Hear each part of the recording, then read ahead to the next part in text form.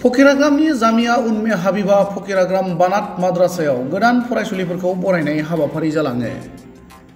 कक्राझार जिल्लानि फकिराग्रामाव जामिया उन्मे हाबिबा फकिराग्राम बानात माद्रासायाव गोदान फरायसुलिफोरखौ बरायनाय हाबाफारि बादियै फुंबिलि समाव माद्रासानि गुबुन गुबुन हाबाफारिफोरखौ फोजोबनायनि उनाव गेवलां मेल जायो।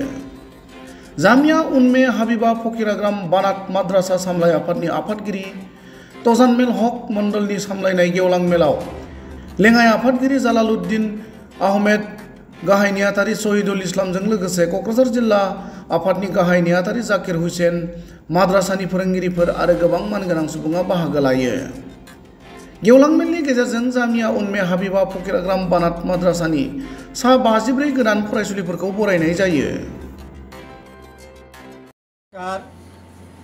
আজি আমি আমার এই জামিয়া উম্মে হাবিবা ফকিরগ্রাম বানাত মাদ্রাসাত এই বছরের নবাগত ছাত্রীসকলক সম্বর্ধনা জ্ঞাপন করার কারণে নবাগত আদরণী সভা পাতিছিলোঁ। আমি এইটো বছৰে বছৰে পালন কৰি থাকোঁ, কাৰণ বহু দূৰৰ পৰা আমাৰ ইয়াত নতুন নতুন ছাত্ৰী আহি ভৰ্তি হয়। এইবাৰ সুদূৰ গুৱাহাটী মালিগাঁৱৰ পৰা আহিছে, নগাঁৱৰ পৰা আহিছে, চালাকাটিৰ পৰা আহিছে, ধুবুৰী ডিষ্ট্ৰিক্টৰ বহুত অঞ্চলৰ পৰা আহিছে।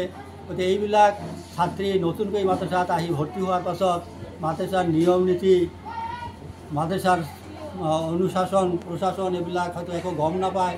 সেইকাৰণে ইহঁতক গেটিভুক্ত কৰি লোৱাৰ কাৰণে আমি প্ৰত্যেক বছৰে ইয়াত নৱাগত আদৰণি সভা পাতোঁ। এইটো এটা আমাৰ মেছেজ এই যে আমি মাত্ৰ 13 বছৰৰ ভিতৰত 13 বছৰৰ ইয়াৰ মানে অৰ্থাৎ 1913 চনত আমি মাদ্ৰাসাৰ 2023 চনত আমি মাদ্ৰাসাৰ ভেটি 13 চনত আমি মাদ্ৰাসাৰ ভেটি স্থাপন কৰিছিলোঁ আৰু আজি 2025 চন। ইতিমধ্যে আমাৰ 2টা বেচ পূৰ্ণাংগ আলিমা হিচাপে আমাৰ ইয়াৰ পৰা পাৰ হৈ গৈছে। এই বছৰ আলিমা শ্ৰেণীত 11জনী ছাত্ৰী আছে। আমি আশা কৰিম এই 11জনীও ভালভাৱে ইয়াৰ পৰা পাছ কৰি যাব। আমাৰ এই মাদ্ৰাসাখন সকলোখিনি কাম ৰাজ্যৰ সহায় সহযোগিতাত চলিছে। গতিকে আমি ইমান কম সময়ৰ ভিতৰত ইমান যিখিনি কৰিছোঁ, ওপৰ আল্লাহৰ আশা কৰিছোঁ যে ভৱিষ্যতে যাতে এই মাদ্ৰাসাখন এখন পূৰ্ণাংগ মাদ্ৰাসা অৰ্থাৎ দিন আৰু দুনিয়া জেনেৰেল শিক্ষা আৰু ধৰ্মীয় শিক্ষা দুয়োটাই যাতে সম পৰ্যায়ত আমি মাদ্ৰাসাখনত আমি কি কৰিব পাৰোঁ, প্ৰযোজ্য কৰিব পাৰোঁ।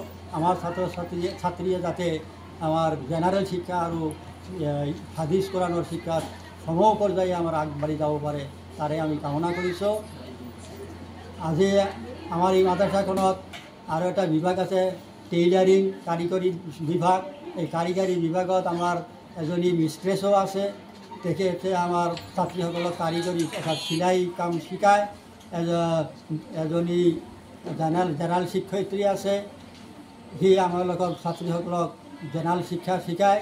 এনেকৈ আমাৰ এই মাদ্ৰাসাখনত আমি ভৱিষ্যতে কম্পিউটাৰৰ চিন্তা কৰিছোঁ, কম্পিউটাৰ আনিম আৰু বিভিন্ন ধৰণৰ কাৰিকৰী শিক্ষাৰ আমি ইয়াত প্ৰযোজ্য কৰিম, যাতে আমাৰ ছাত্ৰীসকল ভৱিষ্যতে মাদ্ৰাসাৰ পৰা ওলাই গৈ নিজৰ ভৰিত নিজে থিয় দি নিজে কৰ্মসংস্থাপন পায়, লগতে আমাৰ এই দুনিয়া আৰু দিনৰ শিক্ষা লৈ আমাৰ সমাজত ন্যায় প্ৰতিষ্ঠা কৰিব পাৰে, তাৰে আমি কামনা কৰোঁ। মাদ্ৰাসাত নতুন ছাত্ৰী আহিছে 54 জনী, অৰ্থাৎ প্ৰথম যিটো শ্ৰেণী সেইটোত বেছি আহিছে আৰু বাকী শ্ৰেণীলৈকে 2জনী 3জনকৈ এনেকৈ প্ৰত্যেক শ্ৰেণীতে নতুন ছাত্ৰী আমাৰ আহিছে।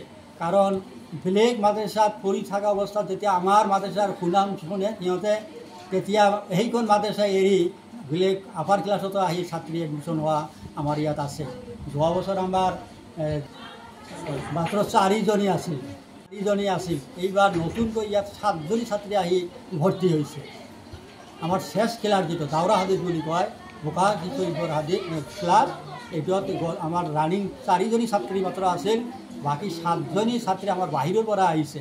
নিশ্চয় আমাৰ মাদ্ৰাসাখন এখন সুনাম গোটেই অসমত আমাৰ বিস্তাৰ হৈ গৈছে, যাৰ কাৰণে বেলেগ বেলেগ জিলাৰ পৰা আমাৰ ইয়াত আহি ছাত্ৰীসকলে ভৰ্তি হয়।